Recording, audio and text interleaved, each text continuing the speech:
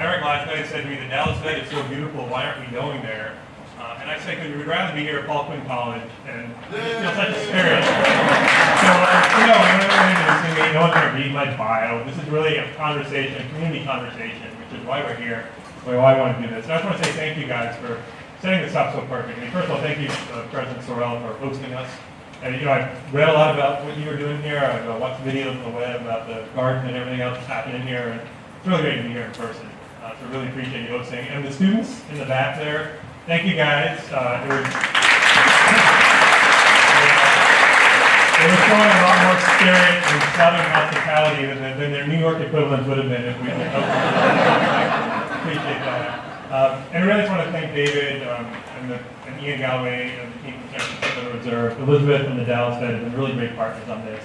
And then we also have some of our donors who make this possible. We are a nonprofit finance fund, and I will take a few minutes to talk about what we do and why we're here, and then really get to the meat of this conversation, which is not to hear me talking theoretically, but to really hear from people who are making this happen on the ground across the U.S., including here in Texas. So I want to say, George at the back from Bank of America has been a big supporter of ours, and this effort has involved a lot of funders, a lot of supporters. So I wanted to thank everyone. And then also my team, Jen Polanski, Valerie Bartlett, and Janet Genzer, somewhere.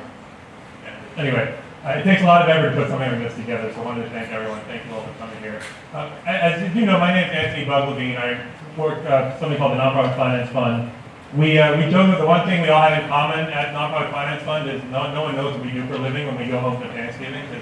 Our family's like, you're nonprofit, but you're finance, what's that about? But what we are is we're a national organization, we are a nonprofit ourselves, and for 38 years we have been working across the country to try and figure out how to get the money and the resources that are needed by people in the community trying to make a difference to flow in more effective ways, so that ultimately we can take the generosity of donors, we can take the taxpayer resources that are needed, and the effort that goes on in all the incredible social sector organizations and get the results we deserve. And so we came to this work on outcomes, really linking what President Sorrell and Eric said. Our motivation is that our country is not where it needs to be. From a moral perspective, from a practical perspective, President Sorrell mentioned it's not just about unemployed people and the immorality of a rich country living with that. It's also what's going to happen to the rest of our society if we let these problems linger. So for us, the motivation here is really to say, what can we do to take all the effort and the resources that are applied to social issues to get the results we really deserve, the results that donors deserve, the results that the hard work of people in this room who are working these issues every day deserves, and ultimately the results that our communities deserve. And one answer to that question for us has been the story about outcomes. What would it take if we oriented our work around outcomes? And so I'm going to take a few minutes to talk about that after I show a brief video. I think we're going to do now. So we prepared this video, but Eric has kind of previewed. I don't know if you saw the video online, and now you're stealing our thunder. But we got a brief video, a little animation about what it is that we need, and then I'm going to come back and just talk for a few minutes about what sounds obvious. And Eric said it perfectly. He said it sounds obvious. Of course, we're all here to solve social problems. But what's it going to take to make what seems really obvious actually be real in how we all do our work? So show the video and then get into the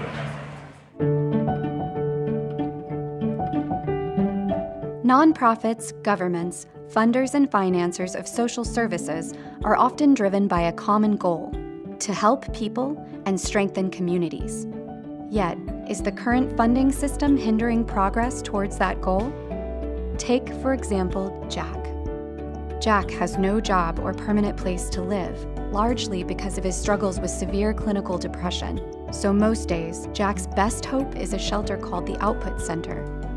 The Output Center takes him in, but they have no funding to get him treatment. In fact, he's been staying with them on and off for the past 3 years and not getting any better. The Output Center's funding is based solely on providing a safe and clean nightly shelter. While they're very good at what they do, this funding model means they can't focus their resources on treating the underlying causes of homelessness, like Jack's illness. Like so many organizations, they are funded based on outputs. Outputs are the measure of an organization's activities. For the center, that means the number of clients housed each night.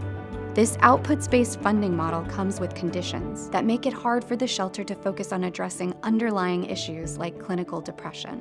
Because of this model, Jack doesn't receive the treatment that would help him in the longer term, and so the cycle of homelessness continues. Now, let's look at a different approach. One day, Jack goes to a different shelter called the Outcomes Center. Here, a staffer points him to Maya, a counselor who can begin treating Jack's illness. The Outcomes Center has funding to invest in professionals, such as Maya, that help Jack and others like him overcome the very problem that brought him to the shelter in the first place. The center's belief is that with treatment of this sort, Jack will get and keep permanent housing. The difference here is a focus on outcomes rather than outputs. Outcomes are the tangible results that a shelter achieves and can measure, such as the number of clients they transition into permanent housing, who stay there for at least a year. The Outcomes Center's outcomes-based funding allows them to address Jack's illness and put him on a sustainable path to recovery. This concept changes the way we think about funding and success. It reorients the funder-grantee relationship around long-term results. Nonprofits get the space to innovate to tackle social problems. And most importantly, Jack has the support he needs to live a healthier life. To solve big problems, we need long-term solutions. An outcomes approach lets schools focus not just on how many students are in their classrooms, but on getting their students to graduate. It lets hospitals focus not just on how many patients they see and how often, but on whether or not those patients get healthy. We all want to get the most out of social sector spending, so it's up to all of us to deliver better outcomes for Jack and all communities by rewarding providers for the long-term value they create. Visit investinresults.org to join the conversation. Thank you.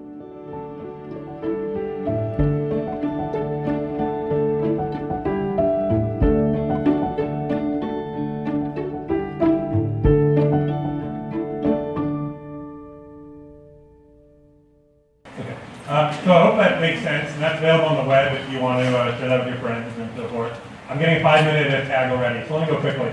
What I just want to do is talk about, again, this idea sounds obvious, but why it's not happening, and why when we work with Eric now to get some legislation passed in the session next year, it's going to be a challenge, because what this requires us to do is all work in a different way.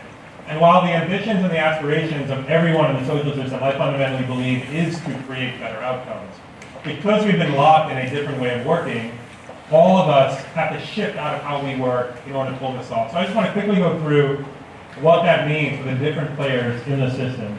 So I'm going to skip these. It really requires, the way we work right now is, as we talked about, it's counting the activities we do, and not necessarily the results we get. And what we talk about is what's going to require everyone's system has to work differently. The service providers, the donors, government, clients, investors. So I'm going to quickly go through what that means. Who here is involved in working in a nonprofit organization who is providing social service? So I think you guys, well, that's great. This is a lot of you guys. So you know that right now when you're funding, what your funding pays you to do is to do activities. It's keep those shelter beds filled, keep the kids in the early child care center, keep them flowing through. Or even here at Paul Quinn College, Professor Sorrell mentioned, it's really about making sure kids show up and graduate. And that's kind of the goal, and that's an outcome. The money often comes with compliance, so basically you're told you've got to do things a certain way, and in order to keep getting the money, you've got to prove you did what you said you were going to do and what you were told to do.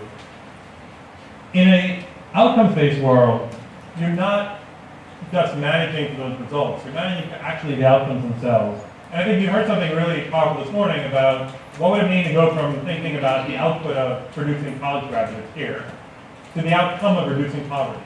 Well, suddenly, it's a whole different way of working. And it requires you to think in a different way, you have to be innovative, and you also have to start owning more of the problem. Because if one of the reasons is that your graduates aren't getting jobs, and that's why they're in poverty, suddenly, you've got to do something about creating jobs. And we see this time and again. If you shift from keep the homeless shelter bed filled to get people out of homelessness, now suddenly you've got to be part of the problem of building affordable housing if that's an issue in your community. So it changes the way that service providers work. It also puts risk on them. A lot of service providers say, I don't want to be paid for outcomes because I don't know that I can produce them. There's not the conditions in my community to make that happen. How can that be my responsibility? It's hard enough to balance my books with the way I've been funded. So it really involves a whole new way of thinking about risk and trust. And I'm going through quickly, but we'll make these available if you guys find them useful. It's also really different for government. Government right now is really focused on effectively make sure the money flows and doesn't get stolen. If the money gets stolen, it shows up in the newspapers. If it shows up in the newspapers, we don't get real money. Like that's kind of the mentality. In an outcomes-based world, it's not about saying the money doesn't get stolen. It's saying, is the money getting used to actually produce the outcomes that matter? And we're doing some very interesting work in our organization in Los Angeles right now, where taxpayers have approved a bond issuance of $1.5 billion to address homelessness. And so suddenly the outcome of reduced homelessness is on the minds of the politicians. And it's not good enough for them anymore to say, well, we're just going to make sure we fund those homeless shelters because that'll keep people happy. If that work is not actually reducing homelessness, then those politicians are going to be accountable to the taxpayers who said, hey, we gave you this money, why didn't we get the results? So we're seeing what happens when you have a visible outcome, as opposed to just focusing on paying for that activity. It's stressful for government. It's about loosening control and saying, we're not going to tell you what to do, but we're going to work with you together to try to keep an outcome. And we've seen already, it changes the way that the nonprofit leaders and the government work together. For private donors, anyone here from a foundation or makes donations themselves?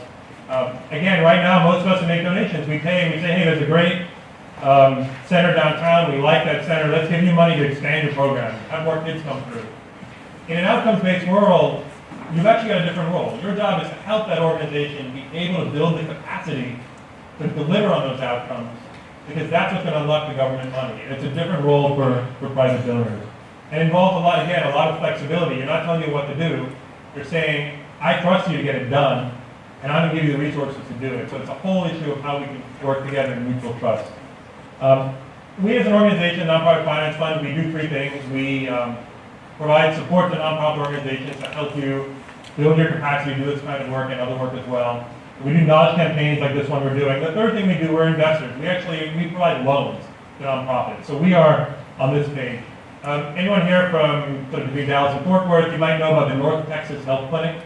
I'm very proud that we were able to provide them with a loan, and with that loan, they're going to be able to expand their services. In an outputs-based world which we live in, as long as that clinic stays filled and builds enough Medicaid reimbursements and works that sort of reimbursement, we as an investor get repaid.